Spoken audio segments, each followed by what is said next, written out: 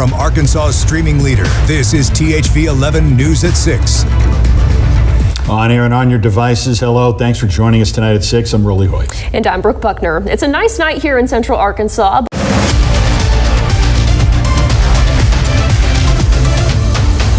The Fox 61 News at 5 starts now. And now at 5, fire investigators in Waterbury are trying to figure out what sparked a house fire. It's the second big fire in that city in the last 7 days. Good evening, everybody. I'm Tim Lammers. And I'm Annette Montgomery. Now let's start with the good news with this fire. We know everyone got out okay and no one was hurt. Now on WLWT News 5 at 7, it is foggy outside this morning. Then all of our attention going to tomorrow. I'm timing out our switch from rain to snow coming up. Plus, as the death toll climbs in Louisville, we're learning new details about the moments before the plane went down. The class action lawsuit already filed just 3 days after that crash. And making strides to support disabled veterans. How a run this morning is giving back to our nation's heroes this Veterans Day weekend. This is WLWT News 5 today, leading the way. Good Saturday morning. I'm Nicole LaPonte. Thank you for joining us alongside meteorologist Allison Rogers. And Allison, that fog behind me, we can see it in all our cameras this morning, behind Richard shots too.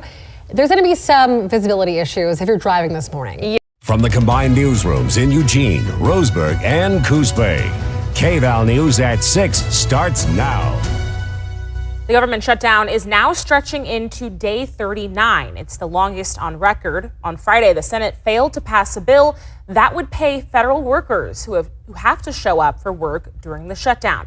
Thanks for joining us tonight. I'm Tiffany Lewis. Senators are expected to continue to meet through the weekend, but as the shutdown drags on, Jen Sullivan explains the impact it's having on millions of Americans.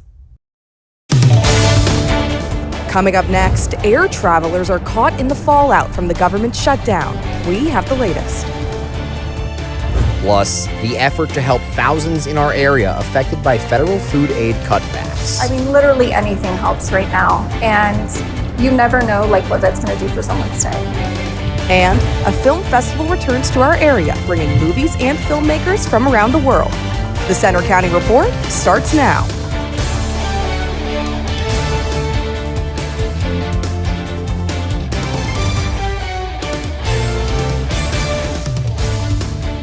Good afternoon, I'm Morgan Supis. And I'm Nolan Collery. Thank you for joining us for the Center County Report. We begin with some breaking news. It's day 38 of the federal government shutdown, the longest in U.S. history. News 3, your trusted student voice. Online and in studio. Your local source for Western Illinois news, sports, and weather. You're watching Live at 4. Macomb unveils a new mural at the train station.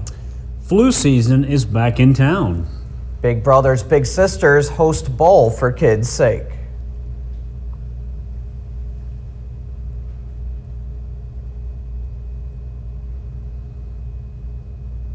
Welcome to News 3. I'm Spencer Andrew. And I'm Noah Stevens. Now, this is NBC Palm Springs. Good evening. Thank you for joining us. I'm Olivia Sandusky. And I'm Mark Mester.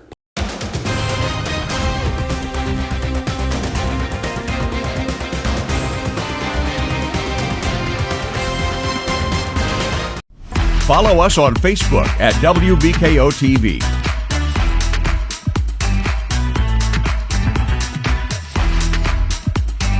Criminals are getting smarter and they're using your own court information to scam you. These people are professionals in their own right. They know what they're doing. They're probably doing this 100 times a day. From jury duty scams to fake missed court notices, these schemes are evolving. My name has been used in the past, so it is not uncommon for them to find names of local officers and use their names.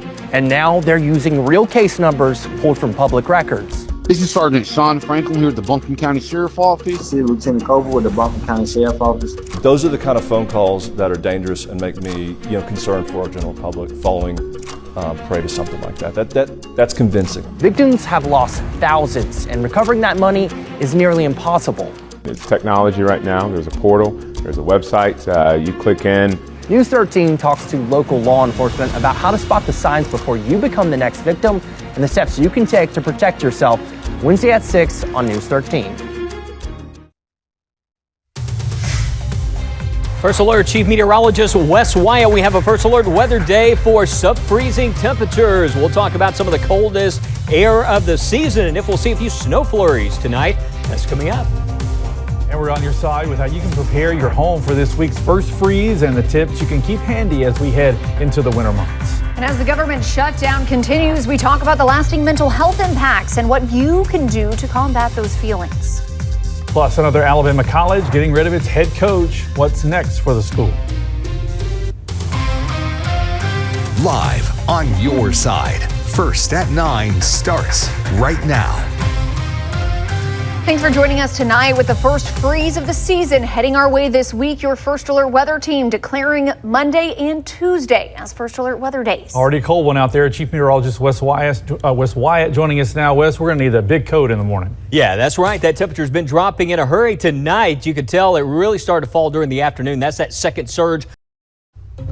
Now on Eyewitness News, I'm tracking a major cool down. The cold front has already come through the Charlotte area and temperatures are dropping quickly. I'll tell you how cold it's going to be when you wake up tomorrow morning. Coming up.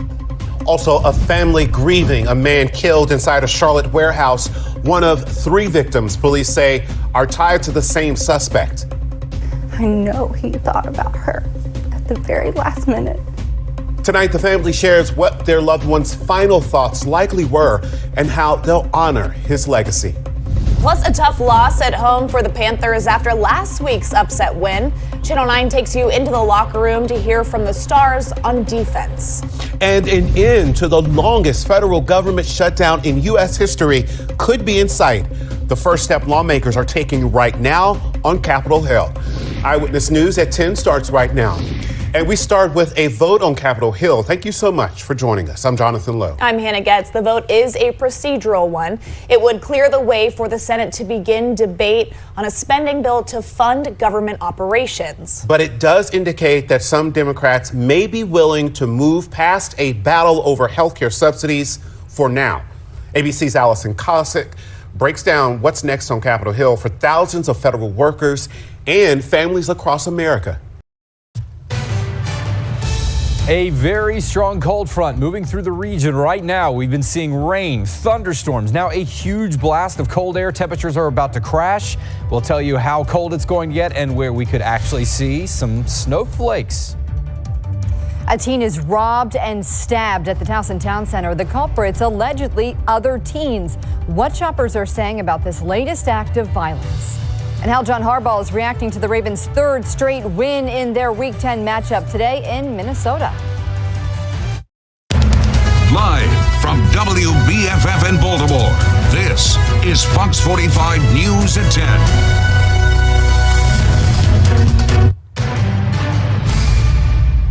Good evening and thank you for joining us. I'm Maxine Stryker. Breaking news as we come on the air tonight. The Senate has reached a deal to reopen the government. Taking a live look at Capitol Hill, where senators are currently voting on a spending bill that could be the first step in bringing an end to the now 40-day government shutdown. Sources tell Fox News enough Senate Democrats are now on board with a new plan to fund the government through January. Live from WJZ, this is breaking news. And you're getting a live look at the Capitol floor of the Senate and that breaking news out of Washington, where 8 Senate Democrats have joined Republicans voting to proceed on a bill to fund the government, enough to get past a filibuster. But the shutdown tonight is not over yet, with even more votes being required in the coming days. Now, live on WBZ TV and streaming on CBS News Boston. This is WBZ News. The Senate working into the night, trying to forge an agreement to end the government shutdown while flight cancellations and delays snowballed at the nation's airports. In fact, there's a warning tonight from the feds that flights could reduce to a, quote, trickle ahead of the busy holiday travel season. Good evening, everyone. I'm Ken McLeod. Logan is one of 40 airports impacted, and air travelers there are worried it'll get much worse. WBZ's Samantha Cheney spent her evening at Logan. Right now, Governor Tony Evers will continue to fund SNAP benefits in Wisconsin despite directives from the Trump administration. His decision next. And the Senate just voted on a potential deal to end the government shutdown and the results. And despite the cold, thousands took to the streets for the Madison Marathon. Our Nash Derek catches up with the athletes who conquered the trek. That's all coming up on News 3 Now at 10. Good evening and thank you for joining us tonight. I'm Jalen Banks. Breaking news just at the top of the hour. Senate members just voted on a bipartisan deal to end the shutdown. It passed 60-40 with Democratic Senators Catherine Cortez Masto, Dick Durbin, John Fetterman, Tim Kaine, Maggie Hassan, Jackie Rosen, Jan Sheehan, and Independent Senator Angus King voted to advance the package. The bipartisan deal would fund the government through January. Immigration rights activists say they denounce the increased immigration enforcement efforts in Chicago. This comes as authorities say a driver fired a gun at a Border Patrol agent Saturday. Then By Heart brand is voluntary pulling 2 of its batches of a infant formula. The illness symptoms its consumption could be linked to, and the lot's recalled. And I'm tracking a frigid start to our work week. Find out just how cold it will be in the full forecast. Your news starts right now. Live, this is the WIFR News Update at 10. Chicago immigration rights activists say they denounce the actions of ICE agents in parts of the city. This comes after the federal agency steps up immigration enforcement in the Windy City. We will get to that story in a second, but first we do have some breaking news. The federal government shutdown, now in its 40th day, is closer than ever to ending Sunday. The Senate reached a bipartisan agreement to fund the government until the end of January. Sources tell CNN the deal could set a vote on government health care subsidies in December. The proposed agreement also would reverse President Trump's firings of federal employees and prevent similar actions in the future.